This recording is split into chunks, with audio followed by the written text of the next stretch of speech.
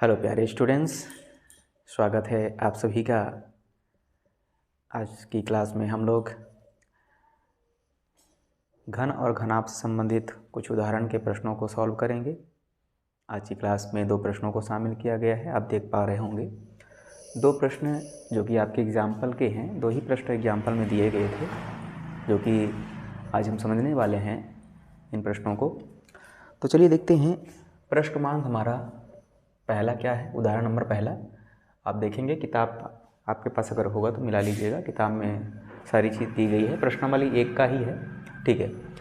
इसमें कुछ इस प्रकार से प्रश्न लिखा है कि एक घनाभ की लंबाई 10 सेंटीमीटर, चौड़ाई 4 सेंटीमीटर तथा ऊंचाई 5 सेंटीमीटर है, तो आकाशीय विकर्ण की लंबाई ज्ञात कीजिए। बहुत सिंपल प्रश्न है, इसको हल करना बहुत ही आसान होगा। कुछ लोग तो हल कर लिए होंगे, है ना। चलिए, तो सबसे पहले दिया है, हम लिखेंगे दिया है घनाभ की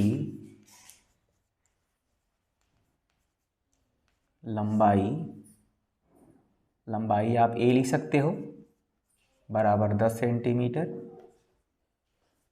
ठीक है। चौड़ाई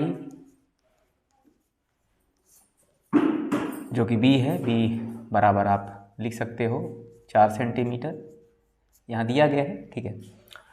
ऊंचाई आपका है 5 सेंटीमीटर तथा ऊंचाई लिखेंगे, तथा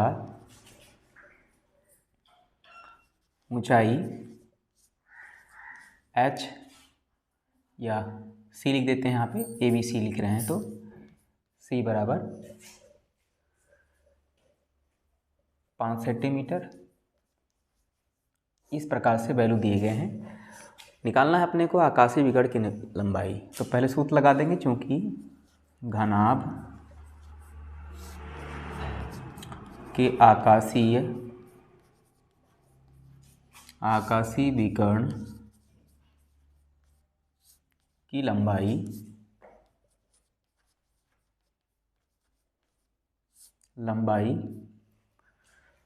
सूत्र है लंबाई का स्क्वायर धन चौड़ाई का स्क्वायर धन ऊंचाई का स्क्वायर, ठीक है। अब इस पर मान रख देते हैं। लंबाई का मान कितना है, लंबाई तो 10 है, यहाँ लिखेंगे 10 का स्क्वायर। चौड़ाई का मान कितना है, चौड़ाई तो बी हमारा 4 दिया है, 4 सेंटीमीटर, 4 लिखेंगे स्क्वायर। ऊंचाई हमारा दिया है 5 सेंटीमीटर, 5 सेंटीमीटर लिखेंगे। इसके बाद 10 का वर्ग मतलब हुआ 10 100, 10 का 10 से गुणा करेंगे 2 बार, ठीक है। 4 चौको 16, वर्ग करेंगे सबका, 25 हो जाएगा। कुछ लोग क्या करते हैं, 5 का इससे गुणा कर देते हैं, 5 दूनी 10, 4 दूनी 8, ऐसा नहीं करना है। जिस भी संख्या का जो पावर होता है उसको उतनी बार लिखकर गुणा करना पड़ता है। जैसे 5 का पावर 2 है तो 5 को 2 बार लिखना है, 5 गुणा 5 मतलब 2 टाइम लिखना है, ठीक है। सबको जोड़ देते हैं, कितना जाएगा, क्या जाएगा, 6 5 11, 2 1 3 1 4, ठीक है। और ये आपका आ गया, कितना आ गया, 141 आ रहा है, देख पा रहे होंगे 141 आ गया है, ठीक है। अब 141 को सोच रहे होंगे कि अभी इसको कैसे निकालें बाहर। इसका एक तरीका बता रहा हूँ मैं आपको, भाग विधि से वर्गमूल निकालना सिखा रहा हूँ आपको। सबसे पहले क्या करेंगे, इस पूरे को ले लेके यहाँ पे ऐसे लाइन खींचेंगे इधर और इधर भी। 141 को हम लोग यहाँ लिख लेते हैं। इसके बाद हम लोगों को पीछे से जोड़ा बनाना है, पीछे से जोड़ा बना लिए, देखिए एक जोड़ा बना, बचा एक। अब यहाँ पे ऐसा शब्द लेना है ताकि उसी से गुणा करने पे ये 1 के बराबर आ जाए। शुरुआत करेंगे 1 से, ठीक है। तो 1 का अगर 1 से गुणा करोगे, जिससे गुणा करोगे वो ऊपर लिखेंगे। 1 का जब 1 से गुणा करोगे तो कितना आएगा, 1 आएगा, ठीक है। यहाँ पे माइनस करेंगे और यहाँ पे प्लस करके इसी 1 को फिर से जोड़ेंगे। जो यहाँ लिया जाता है उसी को जोड़ा जाता है, तो कितना हो जाएगा, ये 2 हो गया। इन दोनों घटा दीजिए, अगर 0, ये 41 यहाँ लिख सकते हैं आप, ठीक है। इसके बाद यहाँ पे ऐसा बढ़ लेंगे कि उससे बनने वाली संख्या का फिर उसी से गुणा करने पर इसके नज़दीक जाए, इससे ज़्यादा नहीं होना चाहिए। जैसे मान लीजिए मैं यहाँ पे 2 1 लिया तो फिर इसको 1 से ही गुणा करना है तो आ जाएगा 21। अगर 2 लिया तो फिर इसको 2 से गुणा करना पड़ेगा तो आ जाएगा 44। 44 हमारा इससे 41 से बड़ा है, 41 से बड़ा है, जिसके कारण अपने को ये वाला लेना पड़ेगा। बड़ा तो लेना नहीं है ना, इससे बड़ा नहीं होना चाहिए। मतलब अगर हम यहाँ पे 1 लिख दें तो बनने वाली संख्या जो 21 है उसको 1 से ही गुणा करेंगे, और जिससे गुणा करेंगे उसको यहाँ लिखेंगे तो कितना आ जाएगा 21 आ जाएगा। यहाँ पे लाइन खींचेंगे, यहाँ पे माइनस और यहाँ पे प्लस करके जिस यहाँ पे जो लेते हैं इसी को अपने को जोड़ना भी है। तो कितना आ जाएगा, ये 2 और ये 2, ठीक है। और यहाँ पे ये हो जाएगा 2 और 0, भाई 1 1 घटा दिए 0 आ गया और 4 में 2 गया 2। फिर हर एक पॉइंट पे पॉइंट करके पॉइंट के बाद हर एक स्टेप में 00 बढ़ाना रहता है इसमें, तो 00 ले लेते हैं। ये हो गया 2000। अब यहाँ पे बगल में ऐसा शब्द लेना है ताकि उसका गुणा करने पर, उससे बनने वाली संख्या का उसी से गुणा करने पर, जैसे उसको किए गुणा करने पे ये इसके करीब पहुँच जाए। जैसे मान लीजिए मैं यहाँ ले रहा हूँ 2 मैं 4 ले रहा हूँ, ठीक है। 1 2 3 ऐसा करके ले सकते हो, अंदाजी करके लो ताकि ज़्यादा ना करना पड़े गुणा। 4 ले रहे हैं तो 4 से ही गुणा करने पर अगर यहाँ पे 4 लोगे तो जो बनेगी संख्या उसको 4 से गुणा करना पड़ेगा। तो कितना जाएगा, 4 चौको 16, ठीक है। 4 दूनी 8 9, 4 दूनी 8, ये 8 आ गया। ये 2000 थे, बहुत आगे है ना। तो इसके लिए क्या करना पड़ेगा, मेरे को लगता है 9 लेना पड़ेगा। 9 एक बार लेते हैं, 9, चलो 9 लेके देखते हैं कितना आ जाएगा बताओ। 9 9 81 है ना, 9 9 81 हो गया हासिल 8, 9 दूना 18, 18 और 8 26 हो गया 6 हासिल 2, 9 दिन 18 और 2 हासिल 20। ये ज़्यादा हो रहा है, मतलब यहाँ पे 8 लेना पड़ेगा। पता चल गया कि 9 से करने पर तो ज़्यादा आ रहा है भाई, यहाँ पे तो 2000 है, 2000 से ज़्यादा नहीं होना चाहिए। तो 9 से करने पर तो ज़्यादा आ रहा है, मतलब 8 लेना पड़ेगा। 8 लेके देखते हैं, 2 2 8 गुणा 8, 8 है 64, 4 6 हासिल, 8 दूनी 16, 16 6 22, ठीक है। 16 6 22 हो गया और 8 दूनी 16, 16 2 18, ये आ जा रहा है 8 बार में। यहाँ 8 से ही गुणा करेंगे ना, यहाँ 8 रखेंगे तो 8 से गुणा करेंगे, वहाँ लिखेंगे कितना जाएगा, ये आ जाएगा आपका 18 24, लाइन खींचेंगे, यहाँ पे 8 को जोड़ना है और यहाँ पे घटाना है, यहाँ पे जोड़ना है यहाँ पे घटाना, ठीक है। तो जाएगा कितना 6 और यह जाएगा 7, यहाँ पे 9 में 1, ठीक है। इस प्रकार से पॉइंट के एक स्थान तक आपके बुक में तो खैर 2 स्थान तक लिया है, चलो 2 स्थान तक ले लेते हैं, ठीक है। तो इतना घटाने के बाद इधर वाला जोड़ लेंगे, 8 8 16 पे 6, ये 3 ये 2, ठीक। यहाँ पे संख्या क्या निकली, ये तो इससे तो ये बहुत ही छोटी है ना, तो हर स्टेप में चूँकि पॉइंट लग गया है तो हर स्टेप में 00 लिखना है, 00 फिर लगा दिए, ठीक है। 00 लगाने के बाद फिर से यहाँ पे शब्द रखेंगे यहाँ बगल में, और फिर बनने वाली संख्या का उसी से गुणा करेंगे जिसको रखेंगे।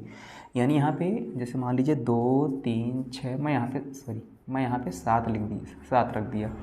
बाजू में 7 रखने के बाद बनने वाली संख्या का 7 से ही गुणा करेंगे। कितना जा रहा है, 7 7 49, ठीक है।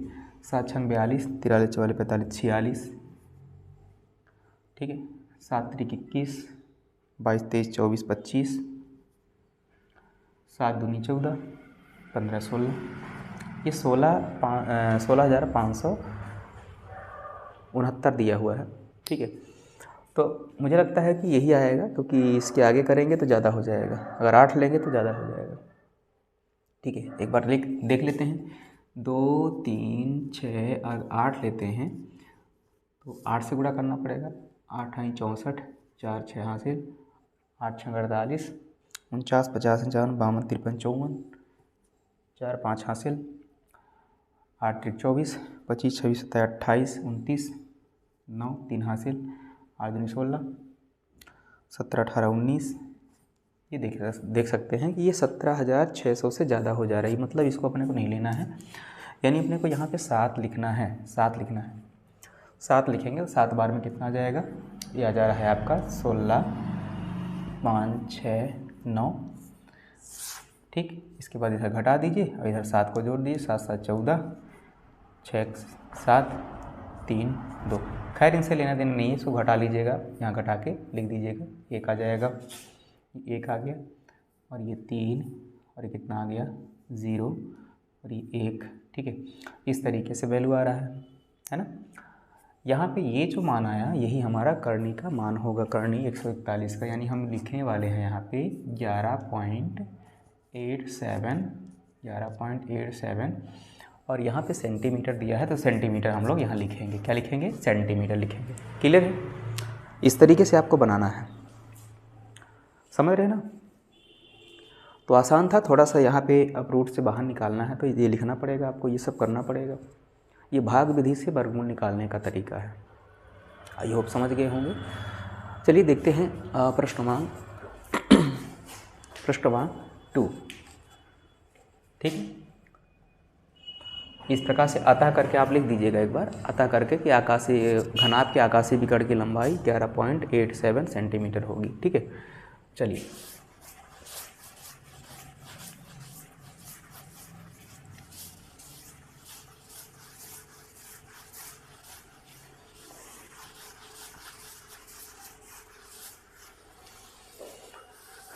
अगला प्रश्न देखते हैं। प्रश्न क्रमांक 2 किस प्रकार से लिखा है। 6 सेंटीमीटर भुजा वाले, यानी भुजा दिया गया है, भुजा हम लोग ए लिखते हैं, ए बराबर 6 सेंटीमीटर। ए लिखो या ना लिखो चलता है, भुजा लिख दिए तब भी चल जाएगा। घन के पृष्ठीय विकर्ण की लंबाई ज्ञात कीजिए। घन के पृष्ठीय विकर्ण की लंबाई, पृष्ठीय विकर्ण व घन के आकाशीय विकर्ण की लंबाई दोनों निकालना है, आकाशीय और पृष्ठीय दोनों। आपको पता है कि घन के पृष्ठीय विकर्ण की लंबाई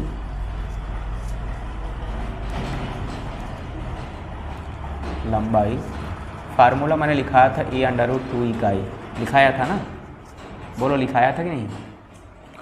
अब a का मतलब हमारा 6 सेंटीमीटर, तो यहाँ हो जाएगा 6 करनी 2। अब सेंटीमीटर है तो इकाई नहीं लिखेंगे, अब लिखेंगे सेंटीमीटर। क्या लिखेंगे, सेंटीमीटर। तो ये घन के पृष्ठीय विकर्ण की लंबाई निकल गई इस प्रकार से। ठीक है, अगला क्या बोला था, आकाशीय विकर्ण की लंबाई। तो यहाँ पे फिर से लिखेंगे, चूंकि घन के आकाशीय विकर्ण की लंबाई, फार्मूला क्या है, a√3 इकाई, यही है ना। चलो a का वैल्यू कितना है 6, आ जाएगा 6√3 इकाई, इकाई नहीं सेंटीमीटर, क्या सेंटीमीटर। इस तरीके से ये दूसरे का भी हल कंप्लीट होता है। आप देख सकते हैं किस प्रकार से हल हुआ। बहुत ही आसान, बहुत ही मज़ेदार प्रश्न थे। ऐसे ही मुस्कुराते हुए, हंसते हुए पढ़ते रहिए। मिलते हैं नेक्स्ट क्लास में। आगे की क्लास में हम लोग देखेंगे प्रश्नावली जो 2 है, शायद बेलन से संबंधित है ना, जो भी होगा देखेंगे। ठीक है, तो पहले शेप के बारे में समझाऊंगा, जो भी शेप होगा उसके बारे में समझाऊंगा, इसके बाद फिर आगे हम लोग पढ़ेंगे। तो मिलते हैं नेक्स्ट क्लास में, धन्यवाद।